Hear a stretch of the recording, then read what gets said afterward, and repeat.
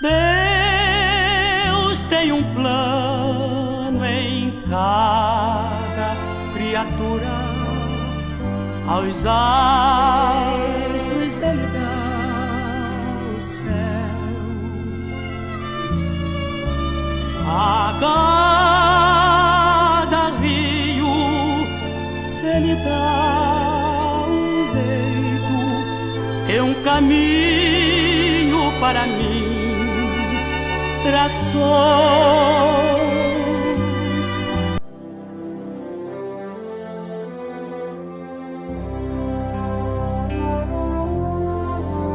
Em fervente oração vem o teu coração na presença de Deus derramar,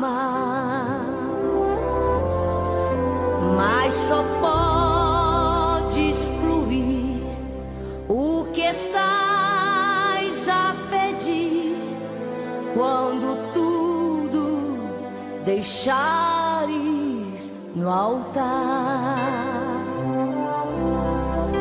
Quando tudo perante o Senhor estiver e tanto teu ser Ele controlar,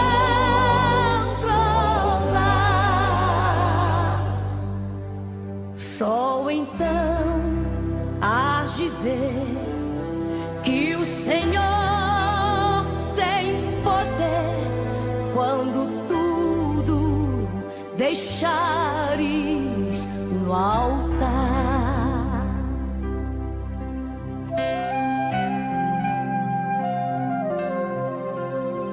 Maravilhas de amor te fará o Senhor, atendendo a oração que aceitar.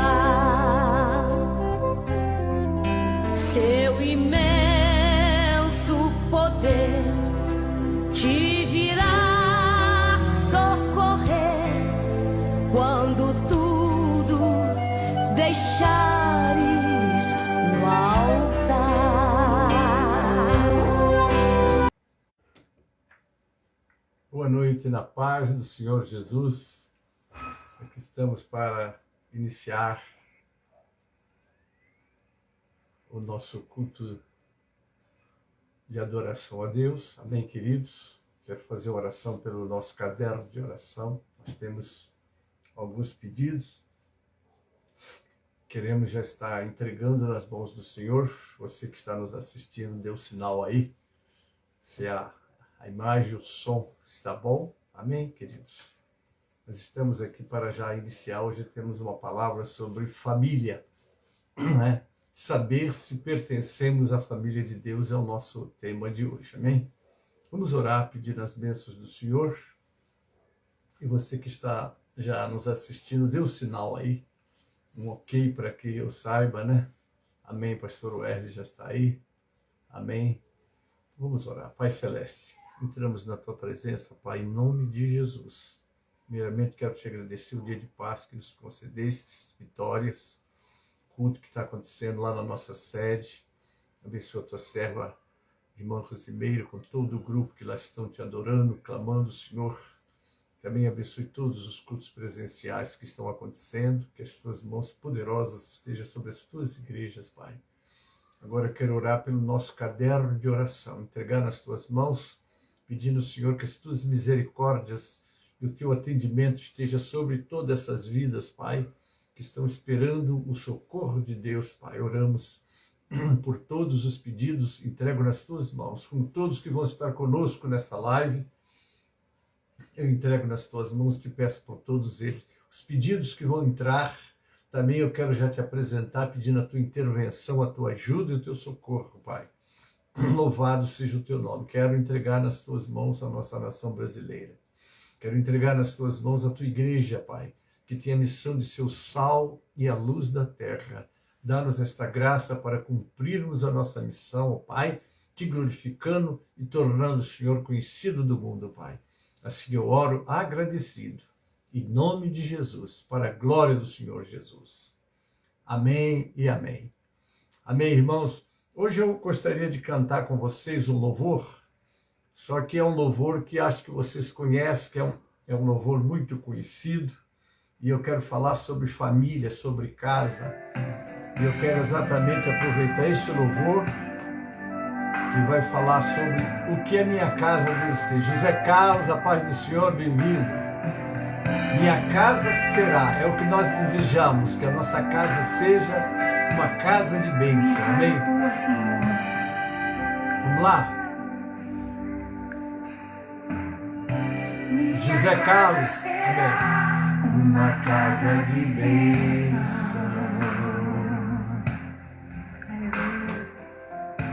Minha casa será um pedaço do céu. Nela estarão reunidos adoradores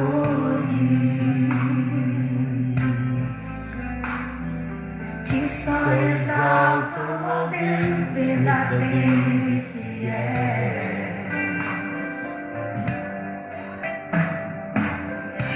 Minha casa será reconhecida. Aleluia! Como um lugar de milagres e oração,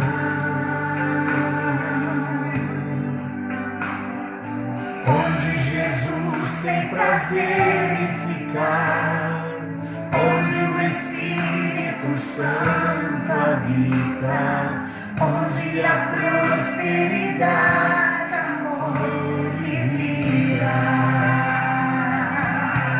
Ari Silva, Pai do Senhor, bem-vinda, minha irmã. Glória a Deus. Faça do meu coração tua casa todo dia. Esteja à vontade pra ficar e nunca mais partir. Pois a casa que um dia te recebeu nunca mais saberá viver sem ti. Glória a Deus. Aleluia. Tu és necessário em minha família. Tu és indispensável na minha casa. Glória a Deus. Seja bem-vindo ao meu lar, Senhor. Aleluia, Jesus. Aleluia. Minha casa será reconhecida. Minha casa será reconhecida. Eu creio. Como um lugar de milagres e oração. Aleluia. Onde Jesus tem prazer em ficar, onde o Espírito Santo habita, onde há prosperidade, amor e vida. Aleluia. Faça do meu lar, Senhor, um lugar de harmonia. Faça do meu coração tua casa todo dia. Esteja à vontade pra ficar e nunca mais partir. Pois a casa que um dia te recebeu nunca mais saberá viver sem ti. Faça do meu lar, Senhor. Faça do meu lar, Senhor, um lugar de harmonia. Faça do meu coração tua casa todo dia. Esteja à vontade pra ficar e nunca mais partir. Pois a casa que um dia te receber nunca mais saberá viver sem ti. Pois a casa que um dia te receber nunca mais saberá viver sem ti. Aleluia, irmãos. É isso mesmo, né? A casa que um dia recebeu o Senhor não saberá mais ficar sem Ele. Amém, queridos? Nós já vamos começar a nossa meditação de hoje. Quero te convidar para abrir o livro de 1 João. Nós vamos estar meditando aqui nesse texto de 1 João, no capítulo de número 3. E nós vamos estar tirando daí o texto para a nossa meditação hoje. Eu disse João, capítulo 3. Nós vamos ler até o versículo de número 8. Depois vamos fazer uma meditação. Noemi dos Santos, bem-vinda, minha irmã, a paz do Senhor. 1 João, capítulo 3 diz: Vede, com grande caridade nos tem concedido o Pai, que fôssemos chamados filhos de Deus. Por isso o mundo não nos conhece, porque não conhece a Ele. Amados, agora somos filhos de Deus, e ainda não é manifestado o que havemos de ser. Mas sabemos que quando Ele se manifestar, seremos semelhantes a Ele, porque assim como Ele é, o veremos. E qualquer que nele tem esta esperança, purifica-se a si mesmo, como também Ele é puro. Qualquer que comete pecado, também comete iniquidade, porque o pecado é iniquidade. E bem sabeis que Ele se manifestou para tirar os nossos pecados, e nele não há pecado. Qualquer que permanece nele não peca. Qualquer que peca não o viu nem o conheceu. Filhinhos, ninguém vos engane. Quem pratica justiça é justo, assim como Ele é justo. Quem comete pecado é do diabo, porque o diabo peca desde o princípio. Para isto, o Filho de Deus se manifestou, para desfazer as obras do diabo. Irmãos, eu quero trazer esse assunto para vocês, que veio ao meu coração nós fazermos exatamente uma avaliação, porque nós temos a alegria de sermos, dizemos, somos da família de Deus. Não é isso mesmo? Só que a família de Deus tem algumas exigências, não é? Que às vezes nós nos esquecemos delas.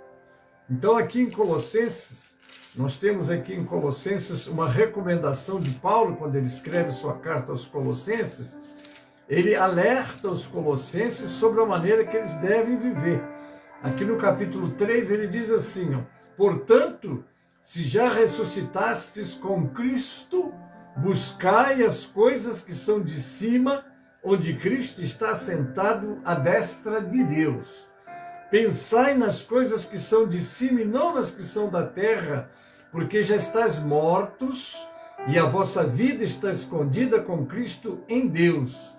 Quando Cristo, que é a nossa vida, se manifestar, então também vós vos manifestareis com Ele em glória. E o conselho continua, né?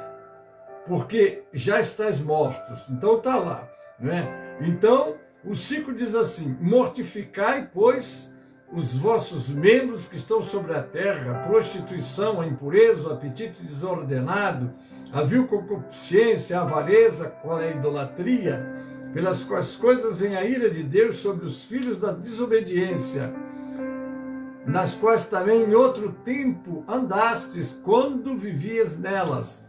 Mas agora despojai-vos também de tudo, da ira, da cólera, da malícia, da maledicência, das palavras torpes da vossa boca. não mintais uns aos outros, pois que já vos despistes do velho homem com seus feitos, e vos vestiste do novo que se renova para o conhecimento, segundo a imagem daquele que o criou. Então, aqui, nós já começamos a entender que, como família de Deus, nós somos, como diz Paulo lá em 2 Coríntios 5,17, se alguém está em Cristo, nova criatura é. Mas a família de Deus, como é que nós passamos a ser a família de Deus? Ao crer na mensagem do Evangelho, você recebeu poder para ser feito, criado, filho de Deus. Está lá no Evangelho de João, capítulo 1, versículo 12. Não é isso? Por meio da regeneração, criar de novo, você passou a pertencer à família de Deus. Então, na Bíblia que nós somos agora, nós temos dupla cidadania. Nós somos cidadãos do céu. Então, estamos aqui na terra, mas nós somos cidadãos do céu, né? Então, está aqui. Por meio da regeneração, criar de novo, você passou a pertencer à família de Deus. Nesta nova família, Deus é o seu pai e Jesus é o seu irmão primogênito. Olha que posição que você está alcançando. Agora, para você chegar a essa posição que Deus quer, você vai ter que meditar. Aqui está Romanos 8, 29, mas você vai ter que começar lá no 28, onde ele diz: todas as coisas contribuem para aqueles que amam a Deus, para aqueles que são chamados segundo os seus propósitos, porque aos que chamou, também os predestinou para serem conforme a imagem do seu Filho, para que ele seja o primogênito entre muitos irmãos. Nós temos que chegar àquela posição, não é? Porque quando Deus fez o homem puro, fez o homem santo, fez o homem perfeito, e ele tinha comunhão com Deus, e Deus tinha comunhão com ele, era família, por isso que ele é chamado Filho de Deus. Ele, Adão, filho de Deus. Por quê? Porque foi Deus que o criou e o preparou para viver ali, mas em comunhão com Deus. Mas o pecado entrou e fez essa devassa, né? Então, continuando aqui, todos os que creram receberam graça sobre graça, alcançando salvação. Por que salvação? Porque nós estávamos longe de Deus, praticando tudo que não agrada a Deus, não tendo uma vida nos padrões que Deus quer que tenhamos, para sermos a família de Deus. Porque família precisa estar de acordo com o chefe da família, no caso é Deus, né? Então está aqui, todos os que creram receberam graça sobre graça, alcançando salvação e a condição de filhos, não é? Então aqui, ao subir a glória, Cristo conduziu muitos filhos a Deus, está lá em Hebreus 2:10. E portanto, todos que creram são mesmo filho de Deus, está lá em 1 João 3:1. Como filho de Deus, você deve estar cônscio que ele cuida de você. Ele cuida, como é que faz um pai pelo filho? O que o pai não faz por um filho, não é verdade? Então está aqui, como filho de Deus, você deve estar cônscio que ele cuida de você, lançando sobre ele toda a vossa ansiedade, porque ele tem cuidado de vós. Está lá em 1 de Pedro 5:7. Sem esquecer a recomendação de Jesus, de que os filhos não precisam inquietar-se com as coisas deste mundo. Está lá em Mateus 6:31. Então nós temos que agora nos libertar. Por quê? Porque o mundo jaz no maligno. Seus padrões, seus ensinamentos, seu modo de viver, seu modo de agir. E nós agora em Cristo somos nova criatura. Você já verificou quais são as benesses por ser um filho de Deus? Porque você tem promessas de Deus. E Deus nunca falha nas suas promessas. Por ser filho de Deus, você venceu o maligno. O maligno não lhe toca. A sua vida está escondida com Cristo em Deus. O primeiro está em 1 João 2:13 e 14. O maligno não lhe toca. Está em 1 João 5:18. A sua vida está escondida com Cristo em Deus. Está em Colossenses 3:3. Você é participante da natureza de Deus. Está lá em Colossenses 2:10 e João 1:16. Você é semelhante a Cristo neste mundo. 1 João 4:17. Possui uma herança. Você venceu o mundo. Quem é que vence o mundo, senão aquele que crê que Jesus é o Filho de Deus? Está 1 João 5:5. Você é mais do que vencedor. Está em Romanos 8:37. Tudo concorre para o seu bem. Está em Romanos 8:28. Todas as coisas. Nós temos que entender que tudo que nos acontece, mesmo que sejam provações, Deus está nos preparando para nos aperfeiçoar, para estarmos do lado dele. Amém? Agora vamos fazer uma comparação entre os filhos de Deus e os filhos do diabo. Então eu já li o texto aí, né? Então nós precisamos de ver como é que nós estamos, né? Para ver como é que podemos ser considerados de fato, né? Porque uma coisa é verdade, ó, se o mundo odeia vocês, né? Tenham em mente que antes odiou a mim, foi o que Jesus disse, está lá em João, Evangelho de João 15:18-21. Se vocês pertencessem ao mundo, ele os amaria, como se fosse dele. Todavia vocês não são do mundo, mas eu os escolhi tirando-os do mundo, por isso o mundo vos odeia. Quando você fala que você é um servo de Deus, você não serve para certas companhias. Primeiro é que você, de fato, essas companhias, com suas práticas, com seus valores, não estão de acordo com aquilo que Deus quer que você viva. Daí, precisamos de ver, agora fazer uma avaliação como filho de Deus, se estamos procedendo como tais, né? Lembre-se das palavras que eu lhes disse, nenhum escravo é maior do que o seu senhor. Se me perseguiram, também perseguirão a vocês. Se obedeceram a minha palavra, também obedecerão a vocês. Tratarão assim vocês por causa do meu nome, pois não conhecem aquele que me enviou. Mas o que Deus tem para nós? Lá em Isaías, capítulo 56, versículo 5, olha a promessa de Deus. Também lhes darei na minha casa e dentro dos meus muros um lugar e um nome melhor do que o de filhos e filhas. Um nome eterno darei a cada um deles que nunca se apagará.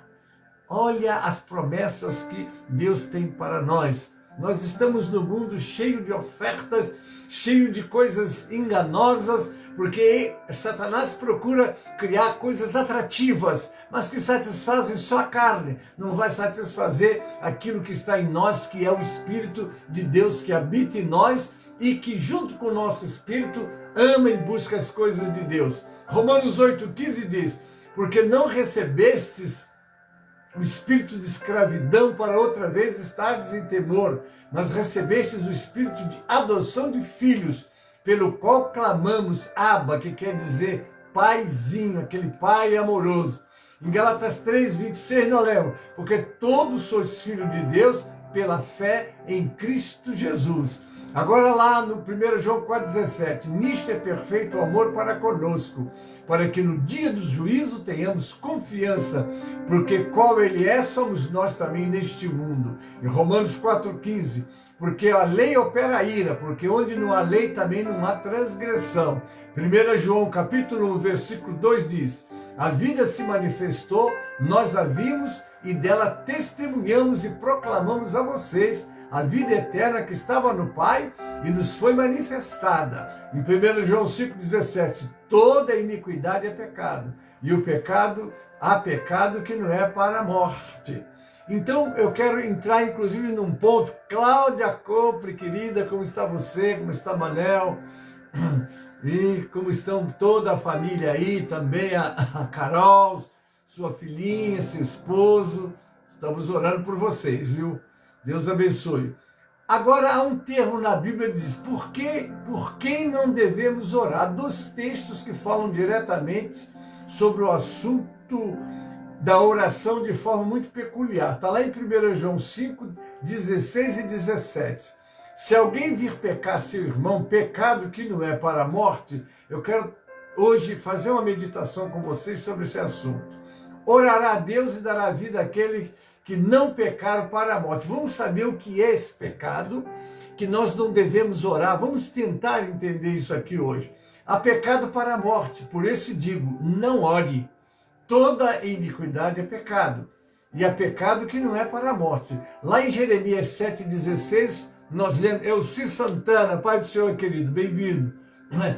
Aqui diz assim, lá em Jeremias 7, diz, tu, pois, não orareis por este povo, nem levantes por ele clamor ou oração, nem me suplique, porque eu não te ouvirei. Mas por que Deus está falando assim com Jeremias? O que ocorreu no caso de Jeremias foi o pecado da adoração a outros deuses, provocando a ira de Deus. O povo de Judá estava cansando a longanimidade de Deus. Então, ele pede para que não orem mais, porque não ouviria. No versículo 20 do mesmo capítulo de Jeremias, Deus diz que derramaria o seu furor sobre os homens.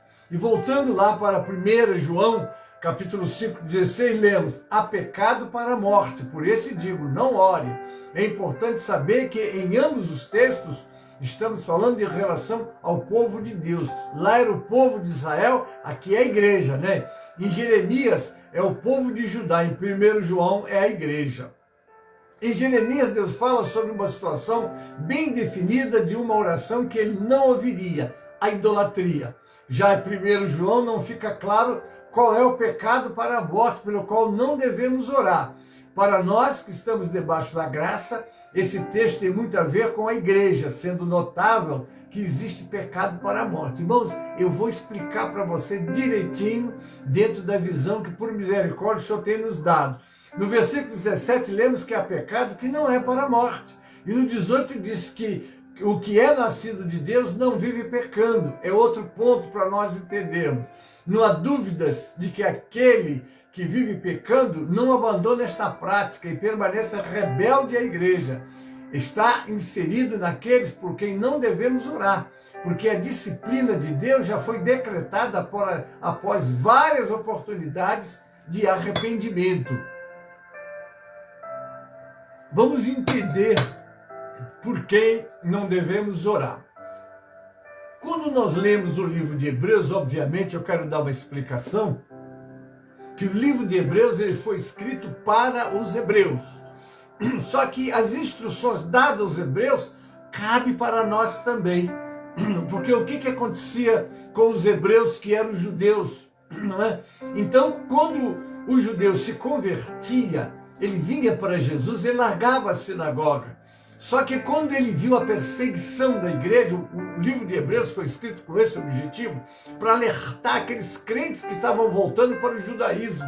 Não é? Então, o que acontece? Era preciso esclarecer a eles que se eles voltassem, se eles abandonassem Jesus, não teriam uma segunda chance. Então, aqui seria como que um pecado que eles não teriam como encontrar solução. Seria aquele pecado voluntário. Eu dizia para vocês, o pecado voluntário é perigoso. Você sabe que é pecado, mas você faz e ainda continua nele. Tem muitos crentes assim.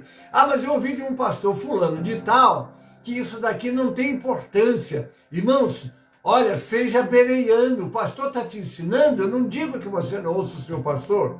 Eu não posso dizer isso, mas você pode ser bereano. Lá no capítulo 17 diz que os bereanos foram mais nobres do que os de Tessalônica, porque eles examinavam todo dia nas Escrituras para ver se aquilo que estava sendo ensinado tinha base nas Escrituras. É seu dever sagrado procurar não só conhecer para ter base para passar adiante aquilo que o teu pastor está ensinando, como provar que de fato tem base nas Escrituras. Vamos abrir lá em Hebreus 10, 26 a 31, eu começo a ler. Porque se pecarmos voluntariamente, depois de termos recebido o conhecimento da verdade, já não resta mais sacrifício pelos pecados, mas uma certa expectação horrível de juízo e ardor de fogo que há de devorar os adversários. Quebrantando alguém a lei de Moisés, morre sem misericórdia só pela palavra de 2 ou 3 testemunhas. De quanto maior castigo, cuidais vós, será julgado merecedor? Aquele que pisar o Filho de Deus e tiver por profano o sangue da aliança com que foi santificado e fizer agravo ao Espírito da graça. Porque bem conhecemos aquele que disse, minha é a vingança, eu darei a recompensa, diz o Senhor. E outra vez, o Senhor julgará o seu povo. e horrenda coisa é cair nas mãos do Deus vivo. Agora, queridos, presta atenção. Se não resta sacrifício pelo pecado, todo pecado, desde o Antigo Testamento, carecia de um sacrifício para ele ser então perdoado. E o maior sacrifício que nós recebemos foi o sangue de Jesus, que nos purifica de todo pecado. Mas o pecado voluntário, o sangue de Jesus não vai purificar. Por quê? Porque ele se tornou rebelde. Por esse, eu digo, nem devemos orar. Eu quero aproveitar uma palavra do doutor Seymour Storm. Ele dá aqui uma instrução muito interessante, eu quero compartilhar com vocês. Aqui o nosso autor descreve alguém que continua em pecado habitualmente depois de receber o conhecimento da verdade. Você foi instruído, uma coisa é ignorância e outra coisa é quando você se torna voluntário no seu erro. Está aqui, esta última expressão significa não mais que eles ouviram e entenderam o evangelho e deram assentimento ou concordância mental a ele. Tragicamente, muitas pessoas ouvem as boas novas e comprometem-se a moldar suas vidas pela ética de Jesus e de acordo com os padrões e vida de uma igreja local, sem nunca experimentarem a regeneração e colocarem sua confiança pessoal em Cristo para a salvação. Ser membro de igreja faz bem, precisamos de ser Maria do Socorro. Bem-vinda, querida, paz do Senhor. Mas é preciso ver se você está tendo uma transformação. O encontro de Jesus com Nicodemo foi uma aula para nós. O que Jesus disse a Nicodemo? Se você não nascer de novo, você não vai ver o reino. Está lá em João capítulo 3, versículo 3. Depois ele diz, se você não nascer da água e do Espírito, você não vai entrar no reino. Tem que haver uma transformação, querido. Então eu continuo aqui. Elas então voltam as costas ao que ouviram e entenderam, e aberta e desafiadamente repudiam aquilo como falso. Existem teólogos e comentaristas bíblicos não salvos, vejam bem, não salvos, cujo conhecimento da verdade do cristianismo, ao menos em termos dados objetivos, é maior e mais claro do que alguns verdadeiros crentes. Sobre este assunto, veja 2 de Pedro 2, 20 e 21, que diz, agora é o texto sagrado que vai falar, porquanto, se depois de ter escapado das corrupções do mundo, pelo conhecimento do Senhor e Salvador Jesus Cristo, forem outras vezes envolvidos nelas, e vencido, tornou-se-lhe o último estado pior do que o primeiro, porque melhor lhes fora não conhecerem o caminho da justiça do que, conhecendo-o, desviaram-se do santo mandamento que lhe fora dado. Mas a frase problemática desta passagem está no verso 29 lá de Hebreus, onde é falado sobre aquele que profanou o sangue da aliança pelo qual foi santificado. Você foi santificado, você foi perdoado para você ter uma nova vida. Mas você olha para as coisas de Deus e continua seguindo os caminhos do mundo, de acordo com os padrões do mundo, porque essa é a estratégia do Satanás, de encher você de informações que te afastam da verdade. Daí a necessidade de você tomar cuidado com o que você está ouvindo. Amém? Isso significa um genuíno cristão, aquele que afirma a segurança eterna, mas trazem duas interpretações possíveis. Primeiro, alguns sugerem que aquele que é santificado é, na verdade, Jesus, não o apóstata. Devemos lembrar que santificar pode significar ser colocado à parte para um propósito especial ou uso sem a noção de pecado envolvida. Argumento inteiro do autor tem sido enfatizar que Jesus preencheu todos os requisitos de um sumo sacerdote. Há uma analogia entre as ordenanças araônicas e o sacrifício de Cristo. Também é razoável sugerir, como Arão foi consagrado pelo sangue do sacrifício, então Jesus foi consagrado como sumo sacerdote por meio da oferta do seu próprio sangue, não é? Porque ele foi a propiciação pelos nossos pecados. Propiciação quer dizer derramamento de sangue. E foi Jesus, com o seu sangue, que nós fomos alcançados e alcançado perdão dos nossos pecados. O autor de Hebreus sabe que alguns podem cair, mesmo que eles reúnam-se com a congregação dos crentes e então participe deste grande privilégio de vir à presença de Deus. Veja o que está escrito lá em Hebreus 10, 19 a 22. Tendo, pois, irmãos, a ousadia para entrar no santuário pelo sangue de Jesus, o verso 20, pelo novo e vivo caminho que ele nos consagrou pelo véu, isto é, pela sua carne, o 21, e tendo um grande sacerdote sobre a casa de Deus, o 22, cheguemos-nos com verdadeiro coração, inteira certeza de fé, tendo os corações purificados da má consciência e o corpo lavado com água limpa. Assim ele diz, não negligenciando o congregar-se, como é hábito de alguns, mas encorajando um ao outro. Está lá em Hebreus 10, 25. Deixar de congregar, deixar de cultuar, reunir com o povo de Deus para adorar, isso é um fracasso para a vida do crente. Obviamente que existem casos e casos. Pessoas que não podem ir, estão doentes, estão acamadas, então tudo bem. Assim a igreja vai lá também para levar esse aconchego espiritual, amém? A razão para encorajar uns aos outros é a advertência em 10, 26. Porque se pecarmos, aqui é a palavra definitiva, hein, irmãos? Se pecarmos deliberadamente, depois de receber o conhecimento da verdade, em um contexto como esse, é apropriado entender, profanou o sangue da aliança com que foi santificado, como com que foi lhe dado o privilégio de vir perante Deus com a congregação do povo de Deus. Neste sentido, o sangue de Cristo abriu um novo caminho de acesso a Deus para a congregação. Isto os santificou em um paralelo ao sentido cerimonial do Antigo Testamento. E esta pessoa, por associar-se com a congregação, também foi santificada nesse sentido. Ele ou ela tiveram o privilégio de apresentar-se a Deus em adoração. Nós nos reunimos como igreja para adorar o Senhor.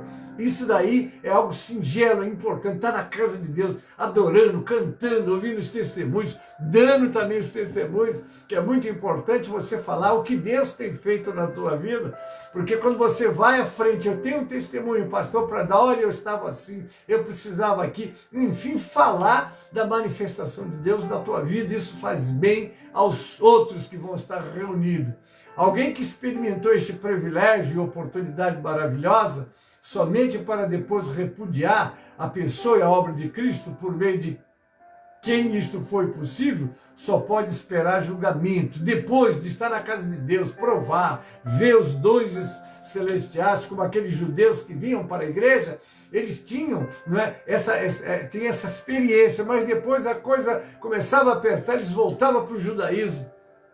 E segundo um dos escritores, Meyer Palama, ele conta no seu livro, através da Bíblia, livro por livro, que quando um judeu voltava para a sinagoga, ele tinha que ir diante do plenário da sinagoga e fazer a seguinte declaração: Jesus Cristo foi um impostor, ele não era o Messias, ele tinha que defamar Jesus para ser aceito de novo na comunidade do judaísmo. Agora imagine, ele não só abandonava o Senhor, como passava a ser inimigo do Senhor. Que esperança esse homem podia ter?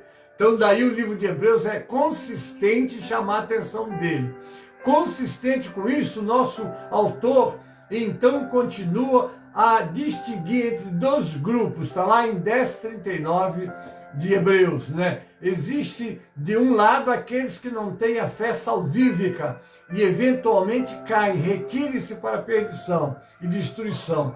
Por outro lado, aqueles que têm a fé salvífica e por isso perseveram para a conservação da alma. O meu justo viverá pela fé, e se ele recuar, a minha alma não terá prazer nele. Mas nós, diz o verso seguinte, mas nós não somos daqueles que recuam para a perdição, mas daqueles que permanecem para a vida eterna. Isso tem que ser a posição de um crente, não é? Glorificado seja o nome do Senhor. Ele não imagina um terceiro grupo, aquele que tem fé salvífica e depois cai. Não seriam esses a quem Deus recomenda para que não oremos? Orar para quê? Porque não tem nem como alcançar o favor de Deus para uma vida que deu as costas para o Senhor. Ele não quis, eu não quero mais ser crente, abandona a igreja. Às vezes é alguma coisa que não deu certo na vida dele, mas eu vim para a igreja por quê? Você tem que vir para a igreja para aceitar Jesus e um dia entrar no céu para viver eternamente com Ele. Não pense só nas coisas materiais, você pode tê-las, mas a falta delas jamais pode te tirar, né, da alegria de servir o Senhor. Eu gosto muito daquele hino que diz: eu não te adoro pelo que tu faz, eu te adoro pelo que tu és. É conhecer o Senhor e glorificar o nome dele, amém? Não seria Deus, né, dizendo, conforme encontramos em Jeremias 7, a minha ira se derramará sobre eles. Foram eles que provocaram a minha ira. Um membro que não ouve a igreja é como aquele que chama para si a ira de Deus. É Deus dizendo: não adianta mais orar, a minha disciplina será aplicada. Tem hora, eu já tive experiência, irmãos, eu completei 50 anos de pastorado, eu já vi pessoas errando e depois o momento de Deus cobrar, porque Deus cobra, não tem jeito. Suas orações não mudarão o modo como disciplinarei. A forma de disciplina de Deus é única. Em 1 João aprendemos sobre a morte, que pode ser espiritual ou até física. Olhando para Romanos 6, 23, que diz: porque o salário do pecado é a morte, mas o dom gratuito de Deus é a vida eterna em Cristo Jesus, nosso Senhor.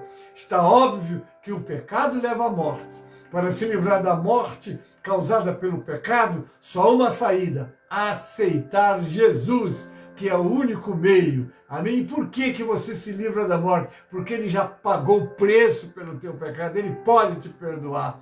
A situação deles é extremamente difícil à luz do que diz Pedro em 2, 21 e 22, porque eles teriam sido melhor não haver conhecido o caminho da justiça do que depois de conhecê-lo, darem as costas ao santo mandamento que lhes havia sido dado. Desse modo aconteceu-lhe o que diz este provérbio verdadeiro: o cão volta ao seu vômito e a porca lavada volta ao revolver-se no lamaçal. Eu vou me lembrar, queridos, que a experiência é bom a gente contar também, não é?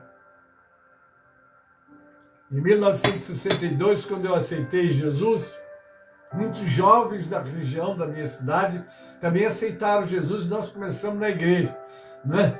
Um dia eu encontrei um daqueles jovens, membro da igreja, fumando dentro do trem. Eu olhei, estranhei, falei com ele: fulano, o que houve com você? Ontem nós estávamos na igreja, você ouviu a palavra, sabe o que ele me respondeu? Ele disse assim: você não viu o que o pastor pregou? O salvo não se perde, e se eu não me perco, eu vou fazer tudo que eu tenho vontade de fazer. Eu disse: muito cuidado, não é assim não. Porque, primeiro, quando você se sente atraído pelo mundo, atraído pelas coisas do mundo, alguma coisa está errada na sua ligação com Deus. Porque o que está escrito lá em João 8,32? Conhecereis a verdade e a verdade vos libertará. E João 8,36? Se o Filho vos libertar, verdadeiramente tereis livre. Eu não peco, eu não faço essas coisas. Pecar, todos nós pecamos, mas aí tem sentido, né? Porque o que está se falando aqui é pecado que vira as costas para o Senhor e começa a fazer as coisas erradas e se senta nela e diz: eu não vou largar mais. Que era o caso dele. Agora ele começou a fumar, agora ia fazer outras coisas, daqui a pouco está bebendo, daqui a pouco está fazendo tudo que essa juventude está fazendo e se afastando de Deus. Não é verdade? Então, todos cometemos pecados. Mas alguns permanecem vivendo acomodado no pecado. É impossível, filhinhos. Ninguém vos engane. Quem pratica a justiça é justo, assim como ele é justo. E quem vive habitualmente no pecado é do diabo, pois o diabo peca desde o princípio. Para isto, o Filho de Deus se manifestou, para destruir as obras do diabo. Então, queridos, eu estou trazendo para vocês essa reflexão, exatamente que veio ao meu coração falar neste assunto. Agora eu vou partir para a conclusão. O que o apóstolo João nos ensina, que agora em Cristo somos filhos de Deus. Amém? Contudo, a comprovação de que somos filhos de Deus se dá por meio da nossa obediência. Amém? Quem permanece, amado, a prática do pecado não é filho de Deus, é filho do diabo, de João. A mensagem pregada aos judeus por Jesus está lá em João 8, 36 a 44. Eu repito, se pois o Filho vos libertar, verdadeiramente sereis livres. Bem sei que sois descendência de Abraão, contudo procurais matar-me, porque a minha palavra não entra em vós. Eu falo do que vi junto de meu pai, e vós fazeis o que também viste junto do vosso pai.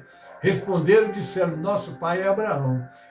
Jesus disse-lhes, se fosses filho de Abraão, farias as obras de Abraão. Mas agora procurais matar-me a mim, homem que vos tem dito a verdade que de Deus tem ouvido. Abraão não fez isto.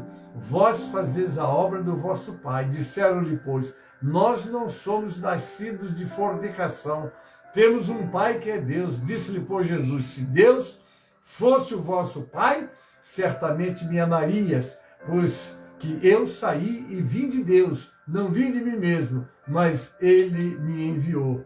Porque não entendeis a minha linguagem, porque não podeis ouvir a minha palavra. E Jesus fez uma palavra forte para ele. Vós tendes por pai o diabo, e quereis satisfazer os desejos do vosso pai. Ele foi homicida desde o princípio, não se firmou na verdade, porque não há verdade nele.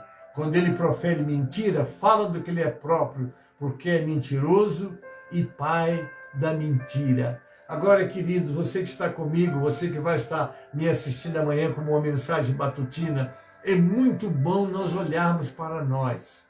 Você vai no espelho para ajeitar a gravata, as irmãs para arrumar o cabelo, a roupa. É o exame que nós fazemos em nós mesmos. Mas nós temos um convite. Paulo, lá em 2 Coríntios 13:5, ele diz essa palavra, examinai-vos a vós mesmos se permaneceis na fé. Provai-vos a vós mesmos, ou não sabeis a vós mesmos que Jesus Cristo está em vós? Jesus Cristo está em vós? Jesus Cristo está em você? Se não é, que já estáis reprovados. Queridos, é horrível. Você disse, pastor, mas Deus reprova alguém? Deus não reprova, você é que se reprova, não é? É tudo que eu passei para vocês. Se pecarmos voluntariamente, depois de termos conhecimento da verdade, não resta sacrifício pelo pecado. Olha, se não resta sacrifício, só o sacrifício de Jesus que vai te livrar da condenação. E se esse sacrifício não atende àquele que dá as costas para o Senhor voluntariamente, você não tem chance. Nem a oração Deus vai atender para uma pessoa que dá as costas para Deus. Então nos examinemos, queridos. Porque examinando, nós vamos poder nos avaliar. E eu acho uma coisa muito interessante, é você ter aquela sensibilidade da oração. Porque quando você começa a orar, você sente a presença de Deus. Você já viu quando uma pessoa começa a orar e não sente mais a presença de Deus? Tem essas coisas. Eu gosto muito de o que está em Juízes 16:20. Né? Ali está a história de Sansão. Sansão era aquele homem escolhido por Deus para fazer uma obra, não é verdade? E ele brincou com o dom de Deus, porque ele revelou a Dalila o que é o voto dele, que guardava o nazireado dele e também a missão dele. Ele não podia cortar o cabelo, ele contou para ela, se me cortar o cabelo, aí eu vou ser um homem comum. Mas ele estava assim, embebedado, anestesiado pelo pecado. É horrível quando nós saímos da direção de Deus, do discernimento de Deus. Até que ele fez, ela cortou. Quando ela cortou, ela disse, vem os filisteus sobre você, Sansão.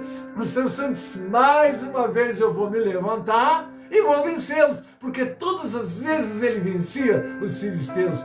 Mas aí o texto diz assim, ele não sabia que o Senhor tinha se retirado dele. Queridos, se o Senhor se retirar de você, você vai ficar sozinho, vai ficar igual Sansão, vulnerável. Aí os inimigos vieram furar os olhos dele. Você perde a visão de Deus. Tiraram a graça de Deus da vida dele e foi se tornar escravo dos ímpios.